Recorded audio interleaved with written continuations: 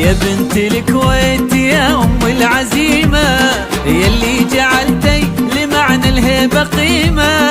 يا بنت الكويت فزتي العظيمة، تميزي وتفاخر بنفسك وغني. دايم نجاحك في هالدنيا يتصدق، في كل محفل لك اصرار انت حقك. ربي يحفظك ويبارك لك ويوفق، صفقي لنفسك على الابداع وغني. يا بنت الكويت يا أم العزيمة، يلي جعلتي لمعنى الهيبة قيمة. يا بنت الكويت فزتي العظيمة، تميزي وتفاخر بنفسك وغني. في كل محفل لك اصرار انت حقك. ربي يحفظك ويبارك لك ويوفقك، صفقي لنفسك على الابداع وغني. بيان اصدق عبر انت وبناتك فخر، صدرتوا اجمل صور للجد والانجاز. بيان غير وفكر طاريكم اذا انذكر، ما يكفي فيكم شعر مجهودكم اعجاز. انت وبناتك فخر للجد والانجاز، طريقكم اذا انذكر مجهودكم اعجاز. افرحي باغلى بنات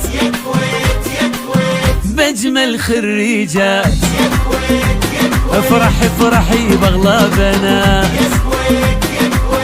باجمل خريجات.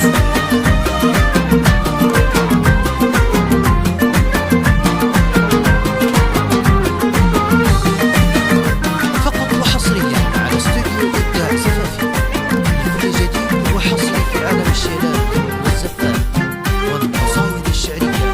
للطلب أو الاستفسار التواصل على واتساب 050. انت وخوات الرجال وسندهم، اللي وفوا للمعالي وعدهم. من قدنا نفرح في هذا اليوم وقدهم، ونبارك اجمل نجاح اليوم زانج.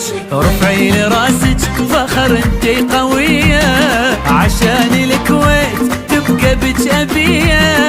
يا بنت الكويت انتي مو شوية، جينا مع اهلك نبارك بس عشانك. انت وخواتر الرجال وسندهم، ونعم اللي وفوا للمعالي وعدهم، وحصري في عالم الشيلات والزفاف والقصائد ونبارك اجمل نجاح اليوم زانك.